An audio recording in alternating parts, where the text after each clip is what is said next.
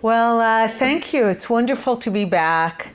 Thank you for having me again. You've been always consistent and wonderful friends of Israel, and it's a real honor to be here. So I wanted to share with you today some reflections that bring together my understanding of what is going on in the last few years. And those reflections are also, I understand there are books in the back.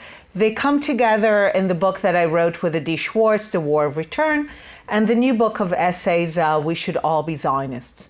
So what I want to discuss today are the two directions that I see are happening, and I believe you've seen them as well. I like to call it Arab Zionism and Western anti-Zionism, and to reflect on really how interesting it is that these two places are moving in two different directions. So I want to start from the hopeful thing. When I wrote with Adi Schwartz, The War of Return, it really was about my understanding, unfortunately, that the conflict with the Palestinians is not, as we were led to believe for many, many years, that it was about land.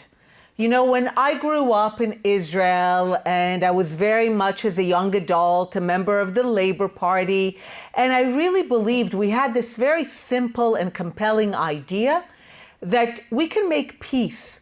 And making peace is very simple. We need to give land, the land that was captured as a result of the Six-Day War, and if we give back the land, we'll get peace. And it was a very simple and compelling idea. And like many Israelis, I was excited in the 1990s with the Oslo Accords and with the negotiations in Camp David. Prime ministers from the Labor Party, Rabin and later Barak, were putting on the table the idea of land for peace. And finally, we were going to have peace. And like many Israelis from the peace camp, I saw the Palestinians walk away from an opportunity to have the land, to have a state in the West Bank and Gaza, with no settlements, with a capital in East Jerusalem, to end the occupation, right? It was going to be an independent state, and they walked away. Arafat walks away in 2000, Abu Mazen walks away in 2008, and they walk away, and it's followed by terrible violence. Some of you will remember the suicide bombings of the Second Intifada, which were a very dark time. There was a wave of terrorism after Abu Mazen walked away in 2008. And like many Israelis in the peace camp, I began to ask, so what do the Palestinians want? We were told they wanted an end to the settlements. We were told they wanted an end to the occupation. We were told that they are a people fighting for freedom and to have their own state. Well, they could have had it. So what's going on? And we realized that there's something else that they want. There's something that they want so much more that they're willing again and again and again to walk away from those things for that other thing. And what we realized is, sadly, that to the Palestinians' credit, for 100 years, they told us what they wanted. They told us what their top priority is. We just didn't listen. Or when we listened, we didn't take them seriously. They told us, from the river to the sea. No Jewish state in any borders. Zionism is illegitimate. That's their top priority. And every time that they could have a state, a Palestinian state in the West Bank and Gaza, or in 1947 and half of the land, but it meant that the Jews would also have their state. That was just not good enough. And they walked away. And it was always accompanied by violence. So The War of Return is basically the book that discusses that this is the essence of the conflict. The conflict is often described by people as a complicated one, right? People like to say it's complicated. Well, I actually realized through the research that it's very simple. When I did the research for the book, I came across an amazing speech by Ernst Bevin, the foreign minister after World War II. As I'm sure you know, this is the foreign minister of the Exodus. He didn't like Jews, he didn't like Zionism. But he has to explain to the British Parliament why Britain is betraying the mandate that it received from the League of Nations to help the Jews achieve independence. It helped the Jordanians, it helped the Iraqis, it gave them independence, but it didn't give the Jews. So it has to explain why. And he goes to the British Parliament and he says, His Majesty's government has come to the conclusion that the conflict in the land is irreconcilable. This is February of 1947. There are no refugees, there is no Nakba, the war has not happened yet, there are no settlements, there is no occupation. All of the things that we are told are a problem don't exist yet. And already then, he says the conflict is irreconcilable. Why? He says, look, in this land there are two peoples, two groups, Jews and Arabs. So even then there was no question, these are not two religions, these are two people, two nations. He says there are Jews and there are Arabs. And each one of them wants one thing more than anything. He calls it the point of principle. Each one of them has a top priority. He says for the Jews, the top priority is to establish a state. The Jews want a state. That's their top priority. He says for the Arabs, the top priority is for the Jews not to have a state. This is why the conflict is irreconcilable. He's not saying, look, the Jews want a state, the Arabs want a state, and we don't know what to do with the border, so the United Nations, you decide. No, he says the Jews want a state and the Arabs want the Jews not to have a state. By definition, these are mutually exclusive goals. And that's the conflict. So it's not complicated. Sometimes I call it even just a conflict between Jewish Zionism and Arab anti-Zionism. That's it. That's the conflict. By the way, it doesn't, I mean, you could very much think that to be on the side of Arab anti-Zionism is legitimate, but it doesn't change the conflict. When the book, The War of Return, came out, there was a Palestinian who reviewed it. Obviously, he was very angry about what we wrote, that there is no such thing as a right of return. Refugees throughout the 20th century didn't have it. The Palestinians are not special. But except for being angry at that, the rest of his commentary could basically be summarized as, duh, like really? Two Israelis had to do research to understand that this is what we want? Have we not been clear enough?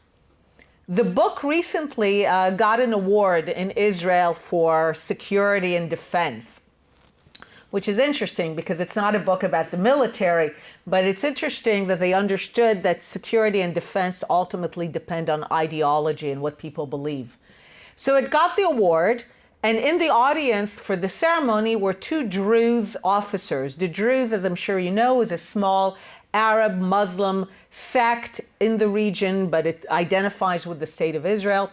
So they come up to Adonai after the ceremony and they say, congratulations, we found the two Jews in Israel who know what the conflict is about.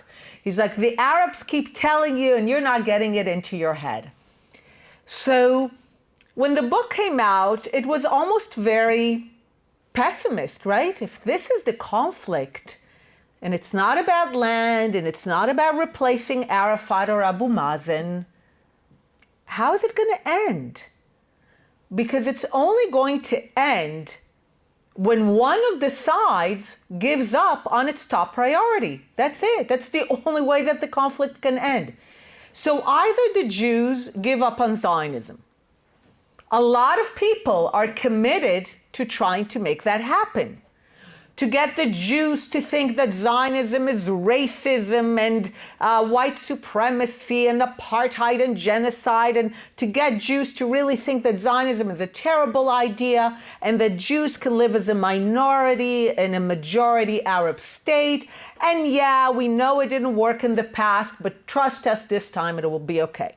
So there's a lot of people who are committed to trying to get Jews to give up on their priority of having a Jewish state. I, of course, think that the far better path to peace is to get the Arabs of the land, now known as the Palestinians, to give up on their priority of anti-Zionism, to finally develop a constructive attitude, rather than hope to build their state instead of Israel, to build it next to Israel. And this is where finally the Abraham Accords point to something quite optimistic. You know, Israel had peace agreements based in some parts on the idea of land for peace with Egypt and Jordan. For Egypt, we gave up the Sinai Peninsula up to the last square kilometer. With Jordan, Jordan gave up its claim to the West Bank so we could sign the agreement. But those were not really peace agreements. They were best understood as military agreements and non-belligerency, to not attack each other. There was no tourism. There was no cultural exchange. There were barely any diplomatic exchanges. When I was a member of Knesset, I participated in a conference in Jordan. I felt that I was in a hostile country. The security had to be insane. I mean, this didn't feel like a country with which we have peace and friendly relations. Jordan and Egypt continue to be some of the foremost promoters of anti-Israel resolutions in international bodies. Egypt, together with Turkey, is the top producer and disseminator of anti-Semitic content to the Arab and Islamic world. And we were told that this is peace. And we were told that this is the best we can hope for as long as we don't make peace with the Palestinians. But we can't make peace with the Palestinians as long as they reject the idea of a Jewish state and any borders. So the thinking was, we're stuck. And then came the Abraham Accords, the peace and normalization agreement signed 2 years ago with the UAE, with Bahrain, with Sudan and Morocco. Now, when these accords came out, it seemed as if so many people tried to make them seem unimportant. They said things like, there's nothing special here. Those countries were not at war with Israel, so it's no big deal that they're now making peace. Those are small countries. They're unimportant. These are bribes. These are arms deals. This is just about Iran. And I understand a lot of people didn't like Netanyahu and Trump. They didn't want to give them credit for such a major foreign policy achievement. And people just treated it as if it's nothing, which was very weird because in Israel, it was very clear that this is something. This was big because these agreements were like nothing we had before. They were not like the agreements with Jordan and Egypt. They were warm. The Emiratis, the Bahrainis, even the Moroccans, they went all in. I have this Twitter feed of Abraham Accords people every day. A new agreement is signed in agriculture and culture and space cooperation. And there's tourism and airplanes and direct flights. And just so you understand the direct flights, for years, the idea of Emirates was like this Shangri-La. Israelis knew that there was this magical airline with an amazing first class, which we will never board. The psychological impact of seeing Emirates land in Ben Gurion Airport, the sense of the lifting of the siege, that's amazing. Just today on Twitter, someone said, look, I have to get away from cynicism. I just walked and I saw flying above me a Fly Dubai airplane about to land. And she was like, that's amazing. So this was really something different. And it showed what a relationship we could have. And the thing is that it was not about the Palestinians. It was not for them. It was not against them. It was about those Arab countries forging a different future, not just about Israel, but for themselves. You know, I began to be a lot of groups. There's a lot of people-to-people connection. And they were so excited to learn about Israel and Zionism. And two colleagues, a young Emirati woman and a young Emirati man, ended up co-writing with me an op-ed that opened the following way. We are proud Arabs, we are proud Muslims, and we're Zionists. And they didn't run away from this. They said, we see no contradiction between our Arab identity and our Islamic identity and the support for the Jewish right to self-determination in their ancestral homeland. Some of them, after the Abraham Accords, people tried to tell them Zionists, as if it was a curse. And they said, yeah, what's the big deal? When they spoke about Arab anti-Zionism, and they also wrote it in the op-ed, they described it as a complete waste of time.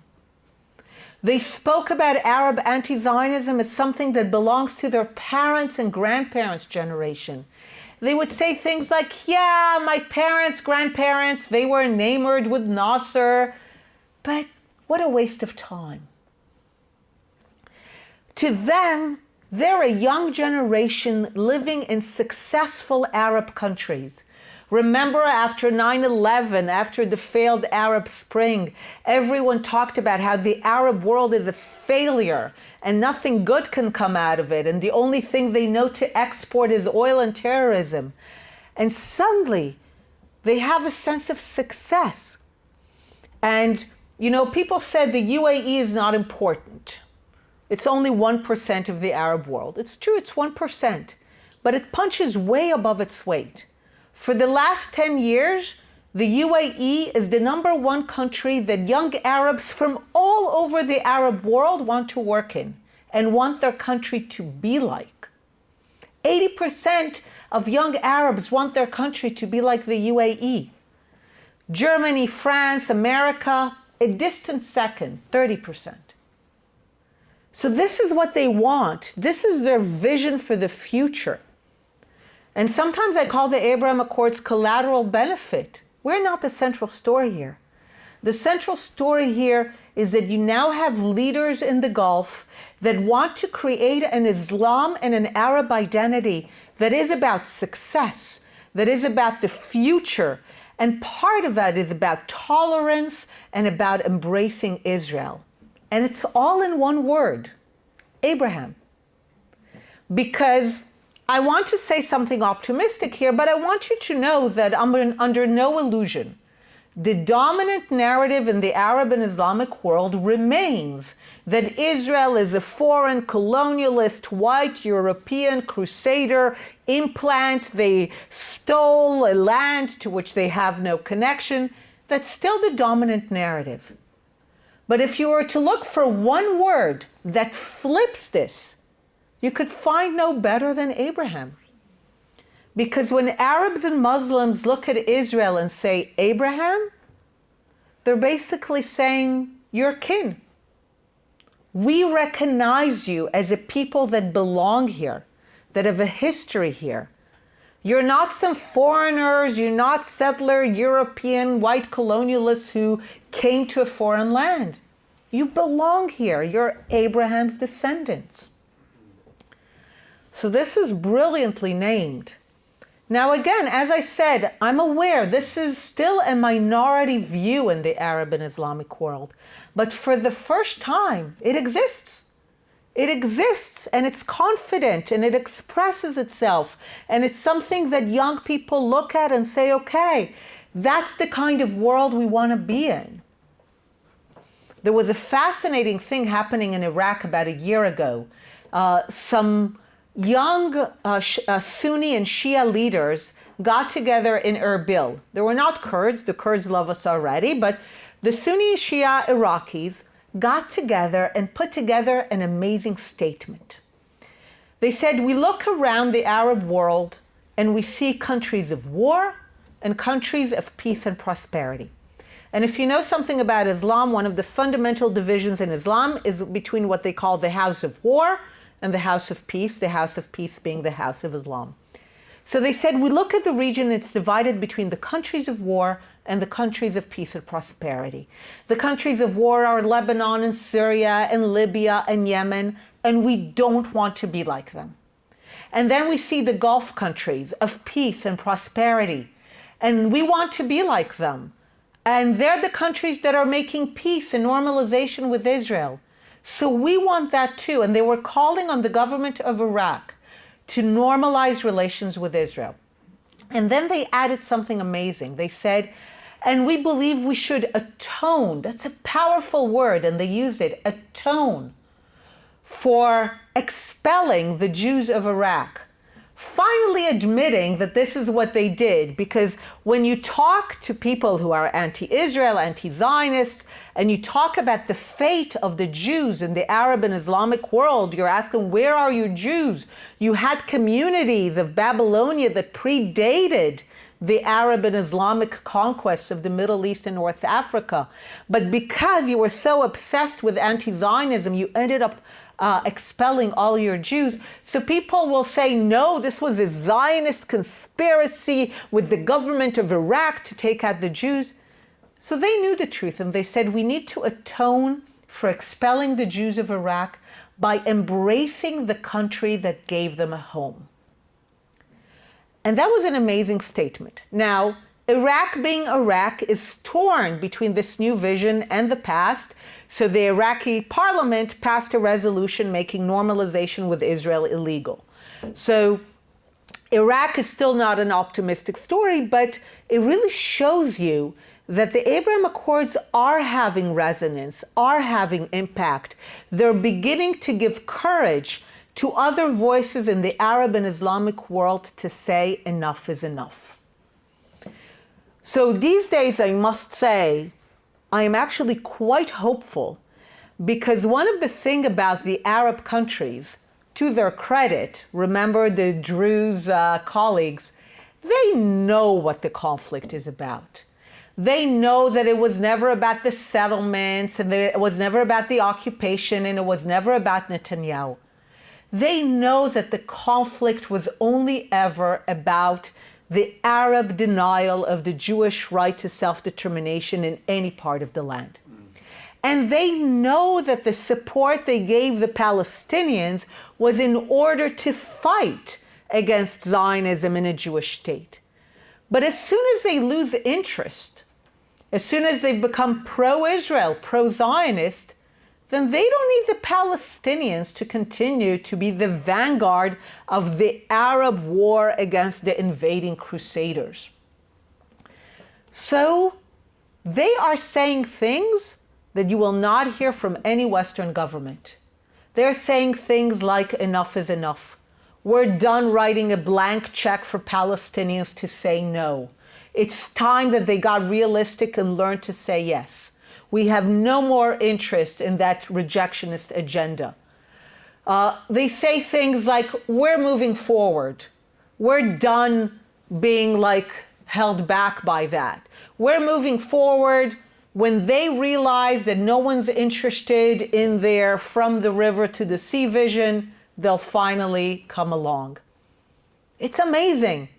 I'm hearing things from Arab colleagues that I'm not hearing from Westerners who, it's all about let's get together and dialogue and the Palestinians are such victims.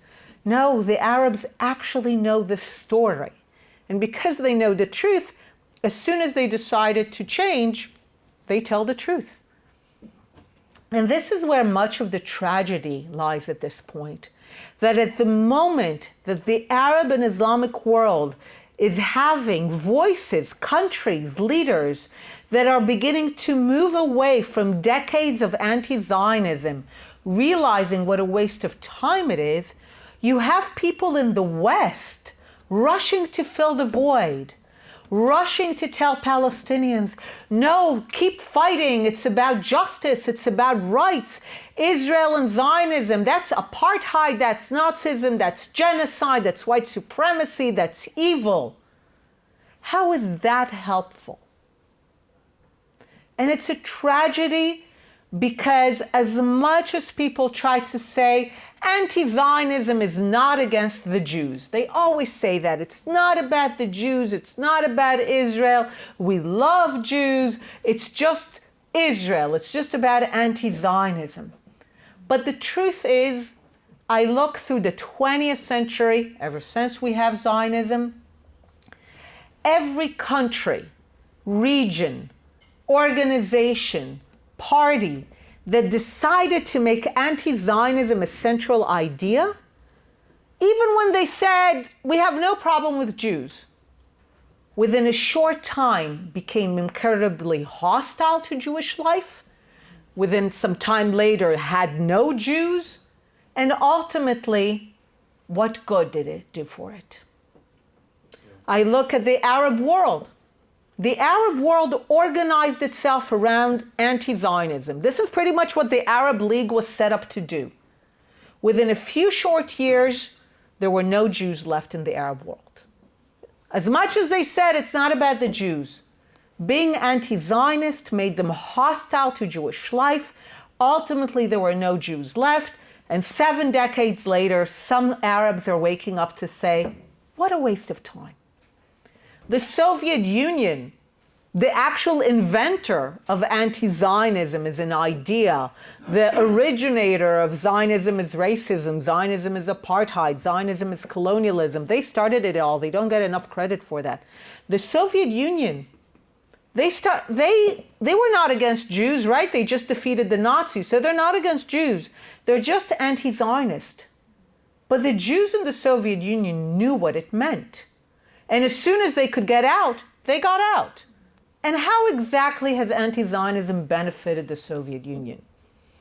Jeremy Corbyn's Labour Party, I'm sure it had a lot of great ideas for Britain, but he was so obsessed with anti-Zionism that the Labour Party became a hostile environment to Jews, and good for the Jews of Britain that they fought back. But the Labour Party had its worst showing in, I don't know, about a century because of this obsession. The Women's March in America, campuses now. I cannot think of a single example where anti-Zionism somehow turned out well for Jews and turned out well for the anti-Zionists. So the fact that there are some in the West now that seem determined to go in that path is a tragedy. So these days, as I look for hope, I mostly turn my eyes, amazingly, who would have believed, to the Arab world. The voices that are coming out of it is something so many of us never thought we'd see in our lifetime. And this is really points the path to peace. Only the Arab world can finally get the Palestinians to give up on their top priority of no Jewish state. They can tell the Palestinians that they do not have the Arab and Islamic support to continue to say no. I don't think the Palestinians will do it quickly, certainly not happily. They might be the last to do so. They think the Abraham Accords were a betrayal. But when they realize that no one is with them, that their dream is from the river to the sea, is not supported. This is why the book, The War of Return, is actually a book about how the West indulged the Palestinian dream of return from the river to the sea, thereby extending the conflict. These days, I don't know if the West is capable of telling the Palestinians enough is enough. But increasingly, I see the Arab world willing to do that, or at least some voices there. And when I try to think of hope for the future, this is where I see it coming from. Thank you.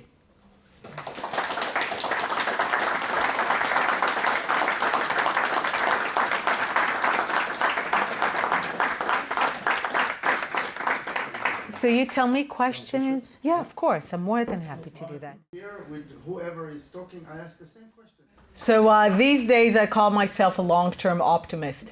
In terms of what you're saying right now, there's no question that this is the situation. And broadly speaking, almost all Israelis, right and left, recognize that as long as the Palestinians continue to be committed to from the river to the sea, there's no way that we can get to an agreement. This is clearly not a negotiable position.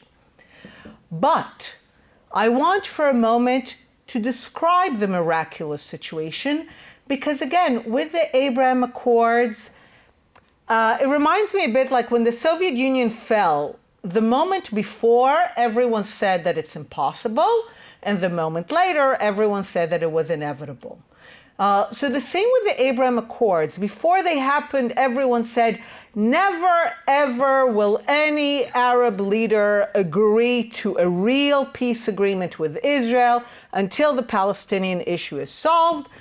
And today, we look at all these direct flights, and we're like, no big deal. So I want for a moment to describe miracles. I'm sure you're all familiar with Ben Gurion's phrase that to be a realist in the Middle East is to believe in miracles. But the way that I see the process, at least the possibility, sometimes I do a thought experiment, especially with very right-wing groups like Settlers, and I tell them, look, now the thought experiment is not that crazy. When I started with it a few years ago, it sounded insane. I told them, look, let's imagine the king of Saudi, the king of Morocco, and the king of Jordan coming to the Knesset, like Sadat, and saying the following: it's over. We come to you in the name of the Arab world and Islam to say it's over. Yes, we had a hard time accepting that the Jews are back after 2,000 years to be sovereign in their land, but you've shown yourself to be deeply attached here, and we are accepted, and we are here to tell you, welcome home. There will be no more wars, and there will be no more boycotts, and there will be no more international condemnations and no more terrorism. It's over. We're done. But, you know, the West Bank, really, you don't need to be there. At that moment, the West Bank is emptied. When I say that to Settlers, they say, we know that. They say, we know that's true. Go back to Bevin. We know that the top priority of the Jewish people has always been a state. And if that state can know for sure that it can live in peace with the entirety of the Arab and Muslim world, and the price of that will be the territory of the West Bank, we will pay that price. They know that. They told me we know that. Then they tell me it's never going to happen, so we're safe. But they understand that this is a scenario under which they do not have the support of the vast majority of Israelis. And the reason goes to the core situation, which there's no way to escape. Numbers. The Jews are a tiny, tiny, tiny linguistic, ethnic, religious, national minority in an Arab and Islamic Middle East. To the credit of the Arabs and Muslims, the conquests of the 7th century have been very successful. Sometimes I like to use this example. In 1948, when Israel is born, the ratio of Jews to Arabs in the region is 1 to 50, okay? 1 to 50. What do? We call upon Jews from all over the world to immigrate. It's a huge success. Over 3 million come. We make a lot of babies. Israel is the most fertile OECD country. Fabulous. We're more than 10 times the numbers of Jews we were in 1948. The ratio of Jews to Arabs in the region today, 1 to 60. So they've been busy too. So there is no amount of immigration, even if all the Jews come tomorrow, no amount of procreation that will ever get us out of this fundamental truth that we are a small and destined to remain a small minority in an Arab and Islamic Middle East.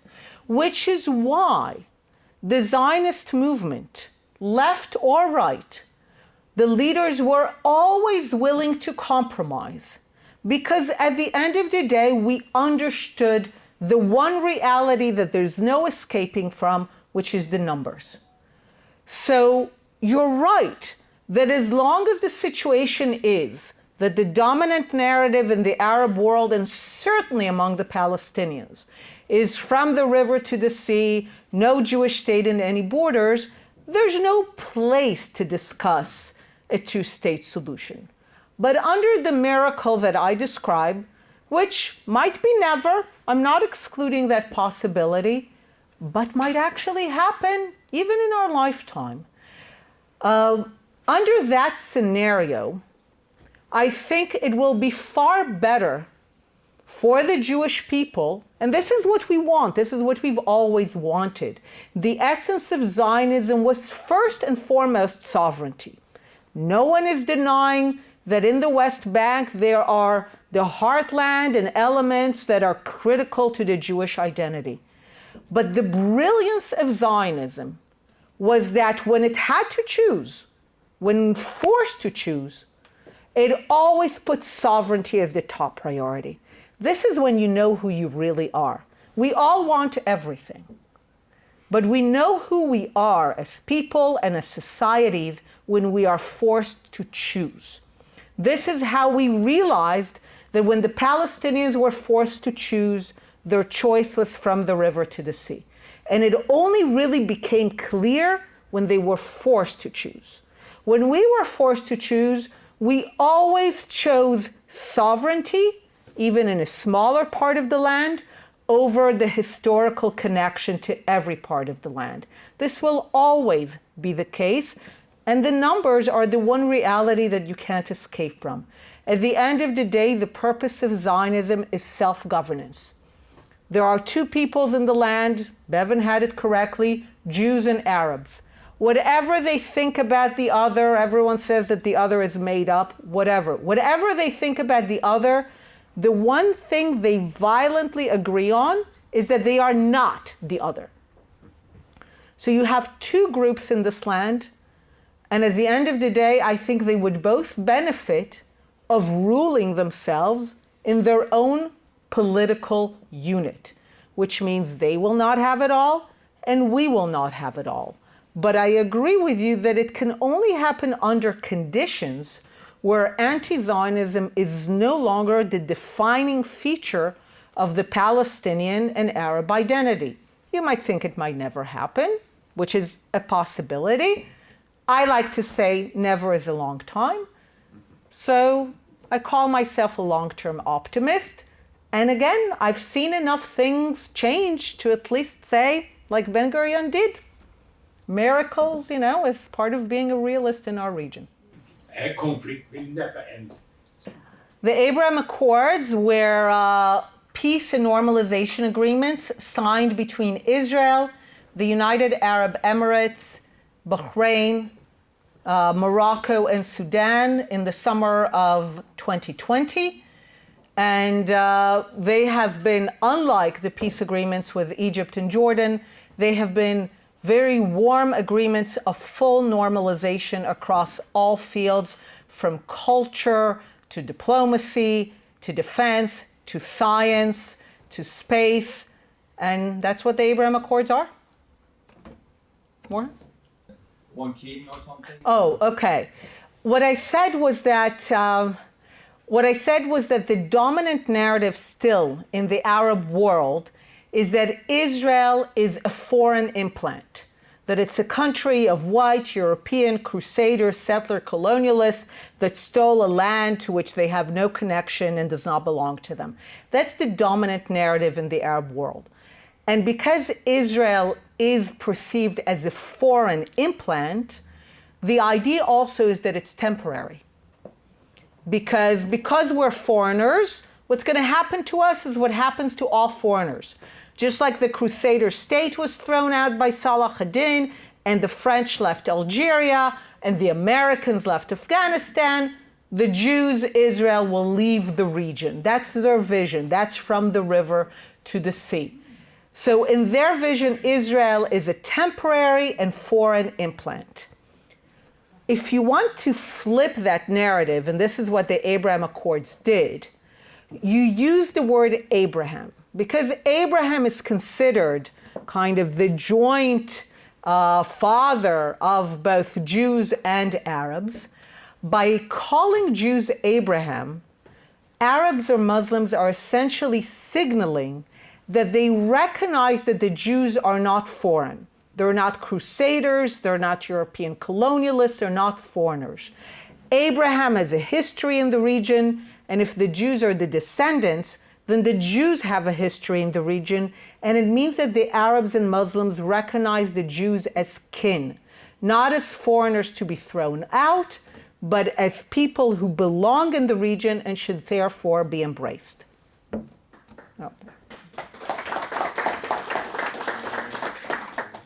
Opportunities for Iran, or is it something deeper? Thank you.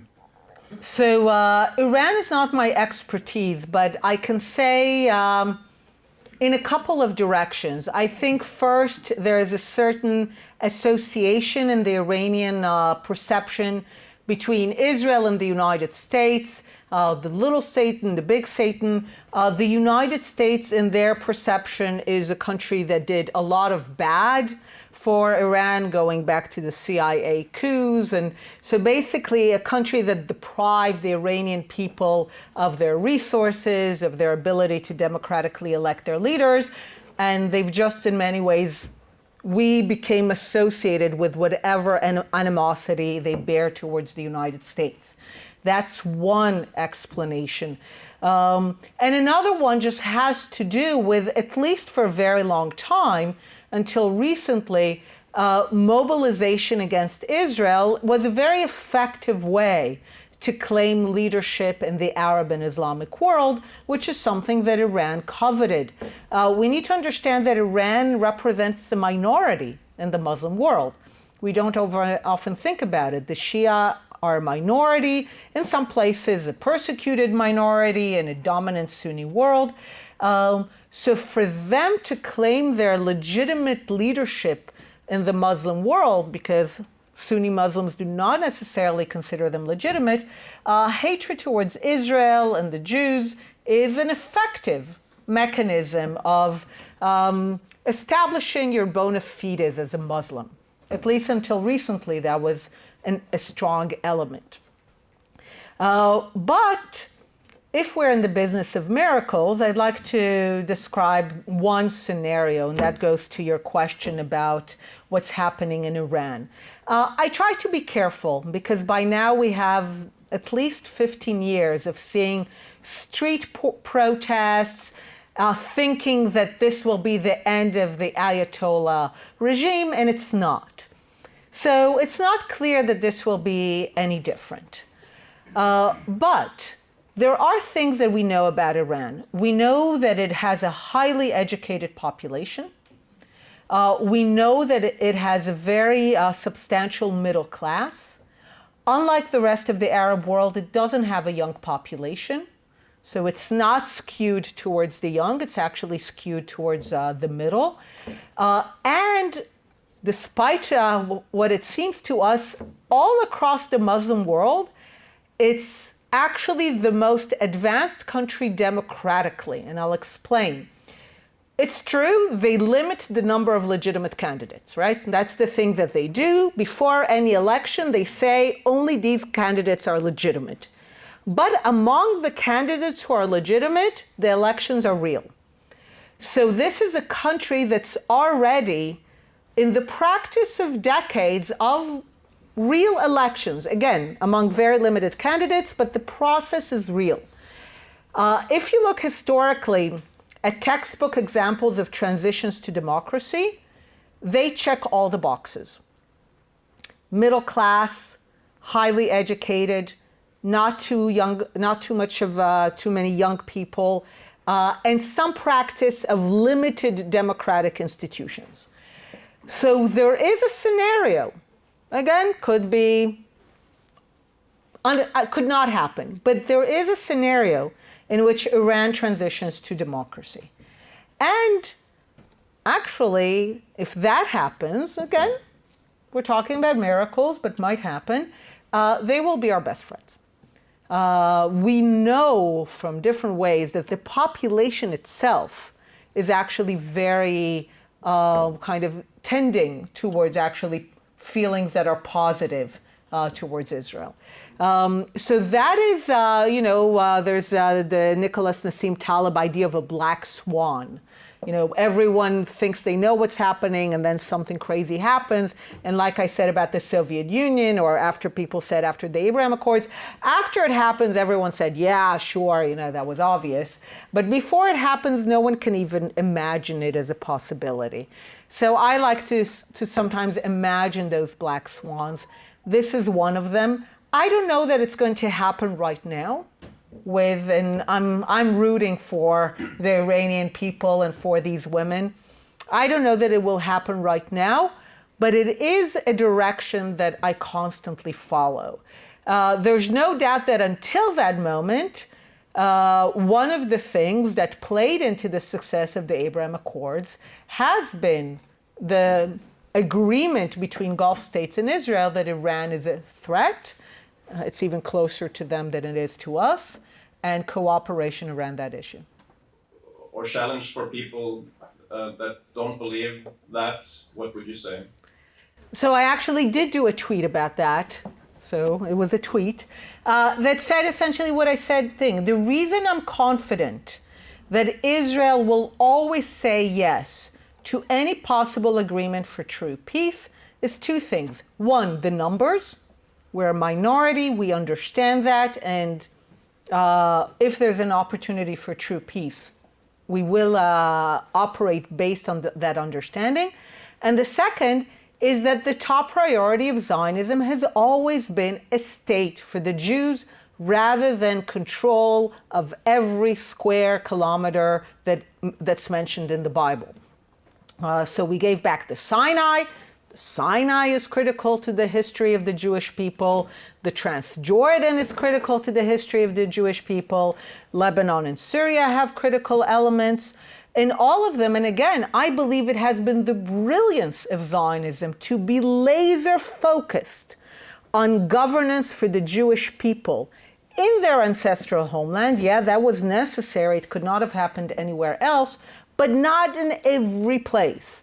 And I think this is what allowed us to actually achieve our goals because we were laser focused on the top priority. Yeah, when you could have more things, we want more things, but if we have to choose, so this has always been the case.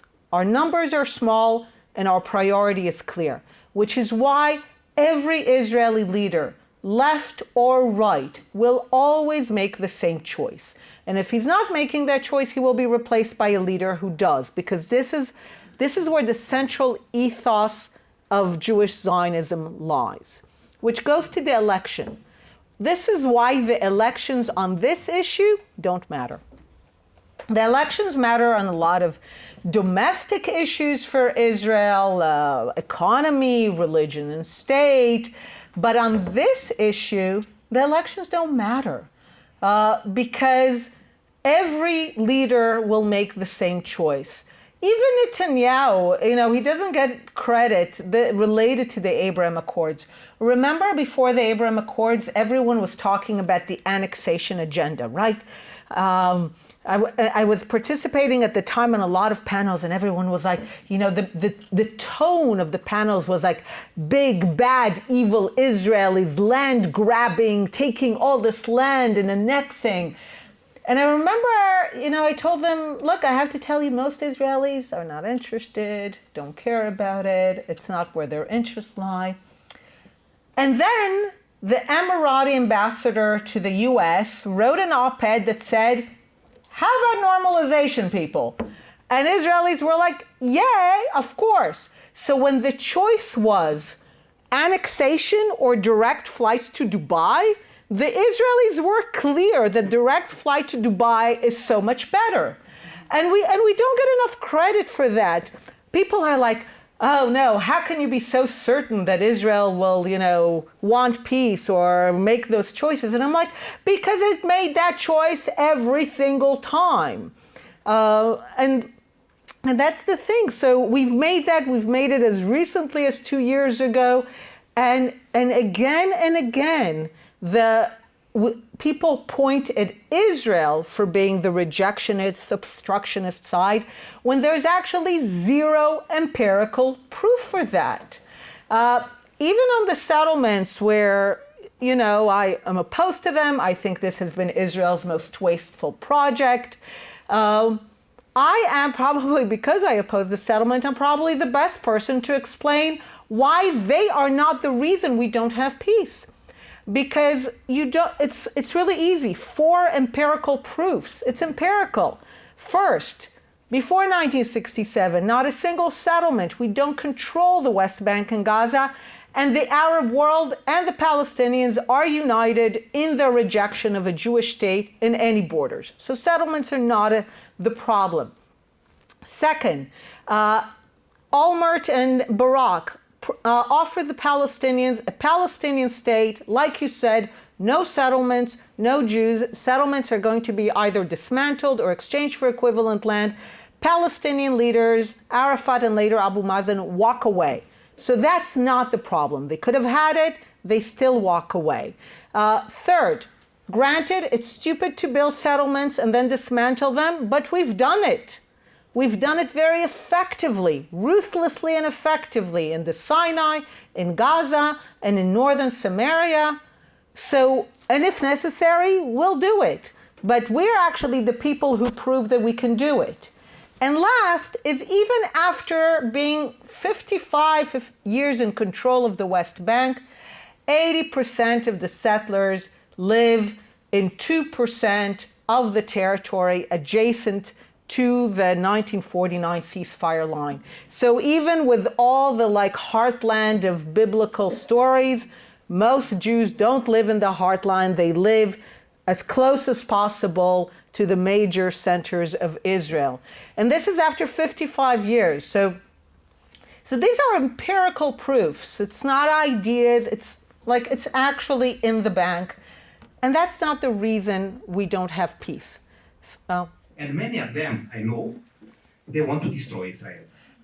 So first of all, you're absolutely right that one of the biggest problems we have is especially that Western, and often it comes from the left, indulgence of Arab and Muslim extremism. And by the way, the people that speak most powerfully and clearly against it are the Arabs themselves. The Arabs of the Gulf, the leaders of the Gulf, have been some of the most outspoken. You can find some interviews of the leaders of the UAE telling Europe that they're helping no one by turning a blind eye to Islamic extremism, to radicalization, because they understand that it's a risk to them, it's a risk to the things that they're trying to achieve. Everything that's happening right now in the Gulf is because those leaders have ISIS in the back of their minds. They understand that they need to create an Arab and Islamic identity that is attractive to young people, that is more attractive than the radical dreams of ISIS. And they understand that their regimes depend on it. The survival of their regimes depends on creating an Arab and Islamic identity that is different than ISIS. And this is why I say the Abraham Accords are collateral benefit, because it's not about us, it's not about Israel. It's about those countries trying to create a new Arab and Islam that is about tolerance and embrace of Jewish life and normalization with Israel. And you are absolutely right that people in the West who turn a blind eye to Arab and Islamic extremism are doing no one any favors.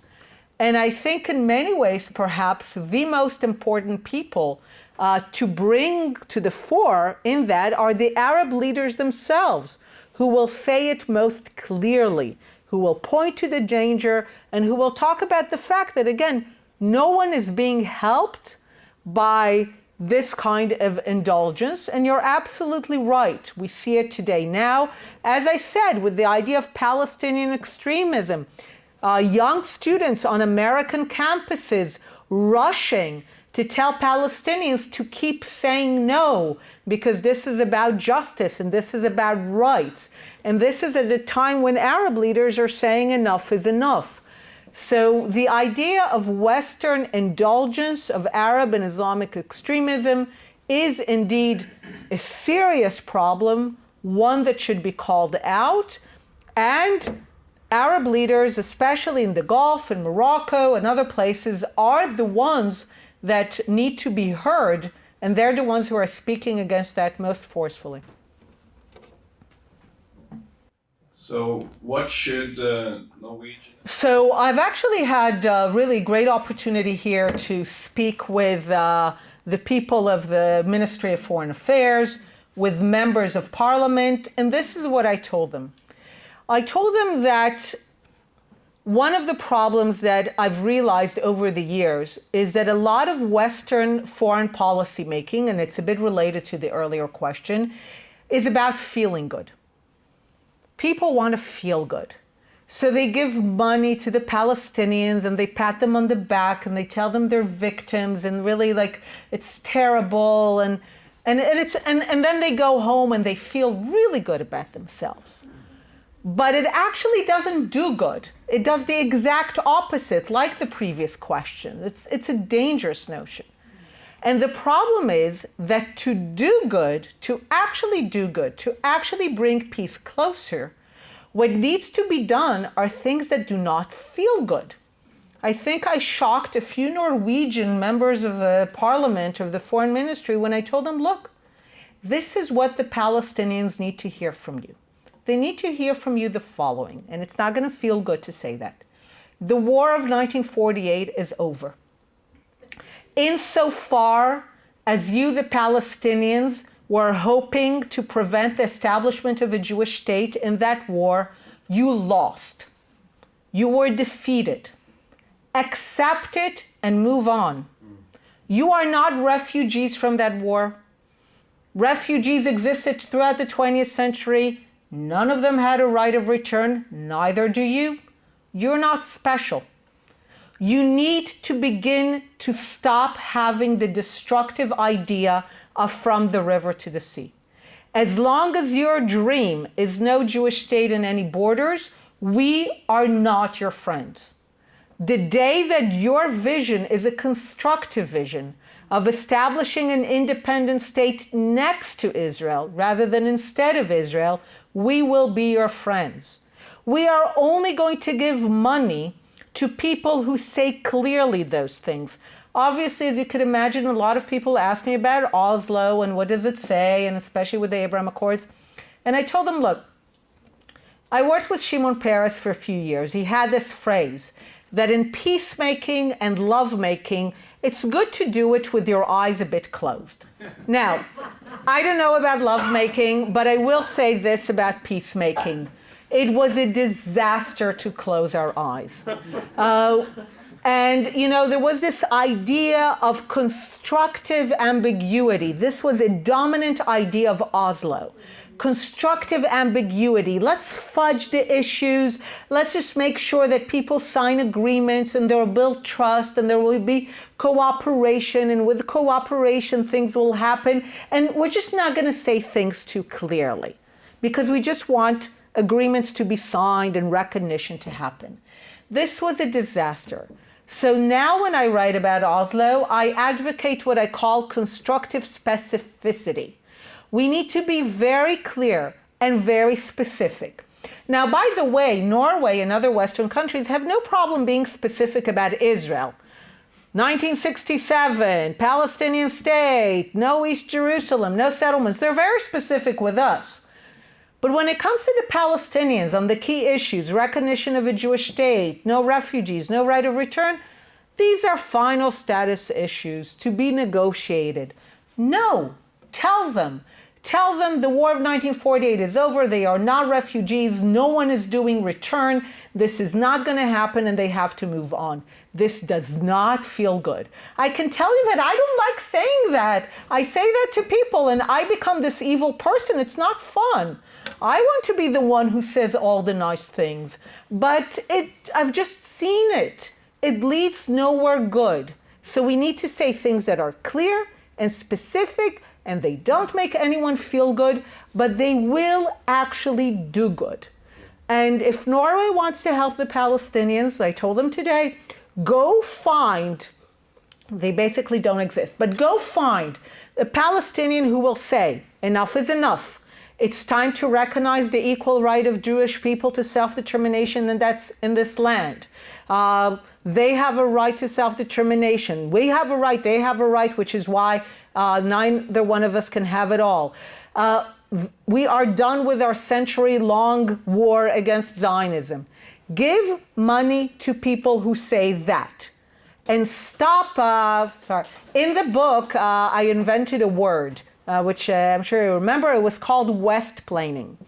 West-plaining, like mansplaining, is when people say things clearly, but somehow decides to explain what they just said. So West-plaining is when Palestinians say, from the river to the sea, we will return. We don't want two states. We want one.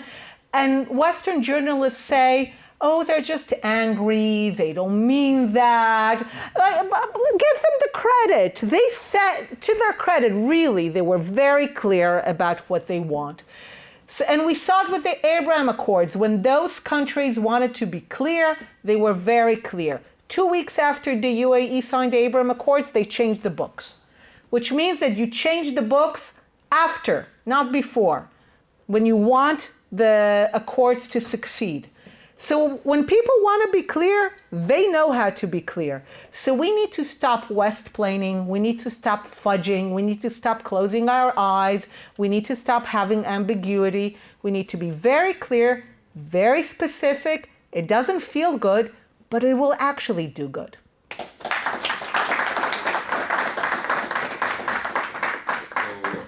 Interest in Jerusalem because of the waiting. One of the great things about religion is that at the end of the day, regardless of what you believe, the people who interpret religion are people, right?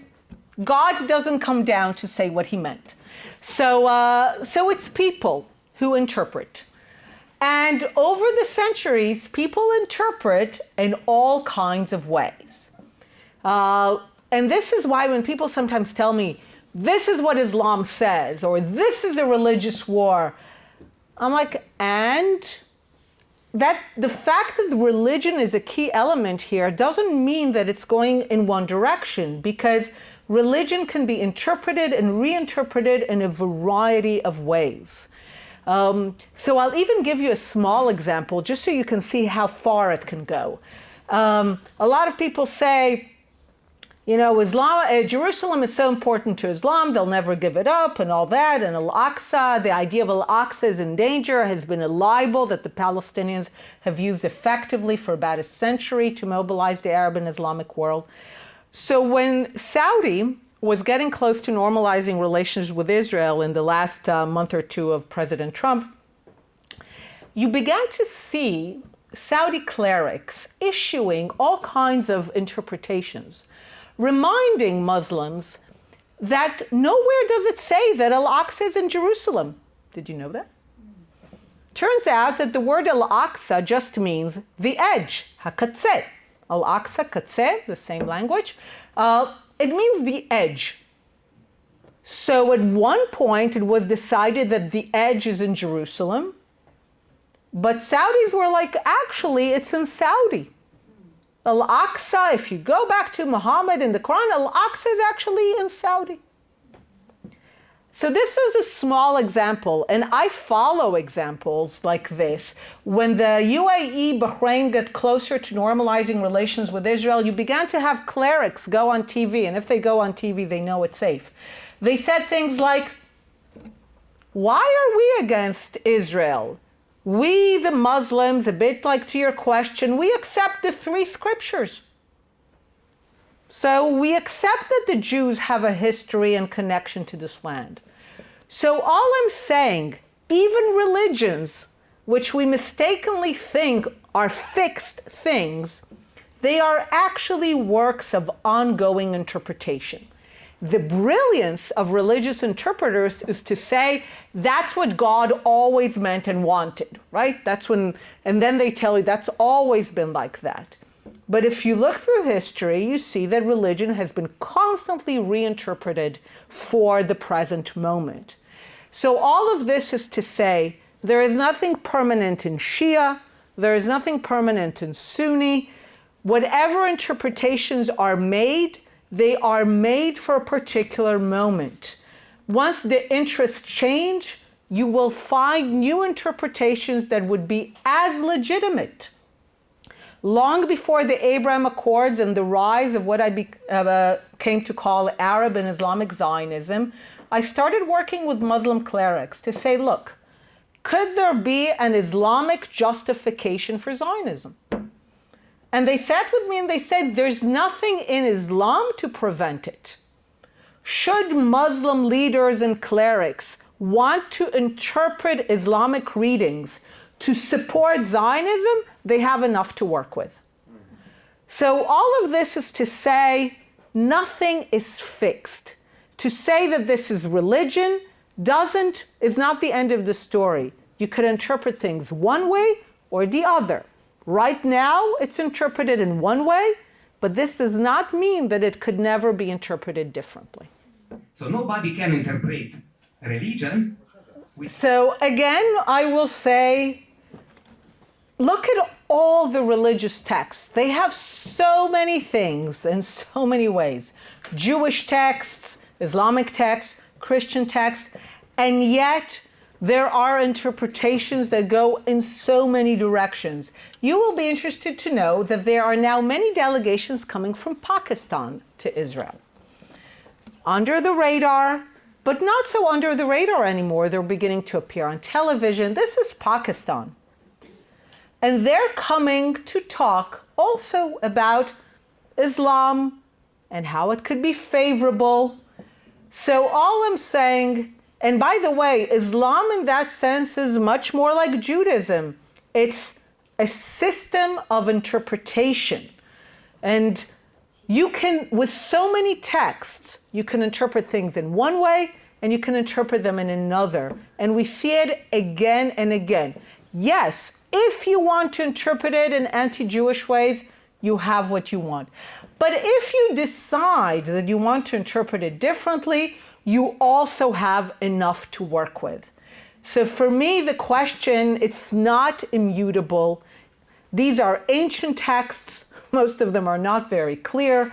You can really interpret them in a variety of ways, and this is exactly what religious interpreters have done through the centuries. As I say, the best of them make you believe that their interpretation is the only real one and the only one that God ever intended.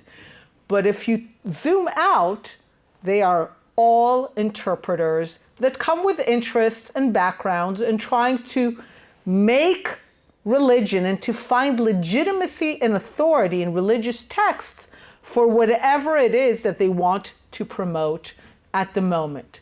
So for me, the fact that Islam is a powerful factor does not necessarily mean that we are destined to be in conflict forever. Bernard Lewis once said about Islam, he said that the relations between Jews and Islam were never as bad or as good that they were in Europe. The amplitude was just smaller.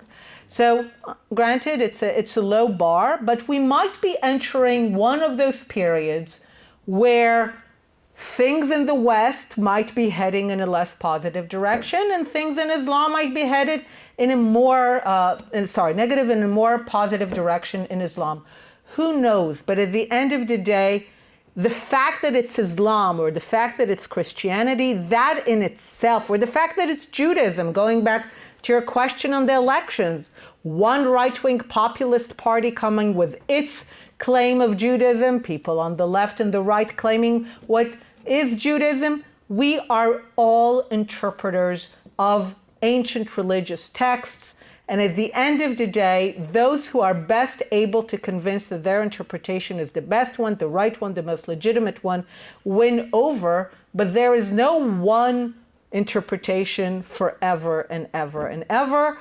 And in that fact that things can change is where I find hope. Okay, thank you very much. Thank you so much.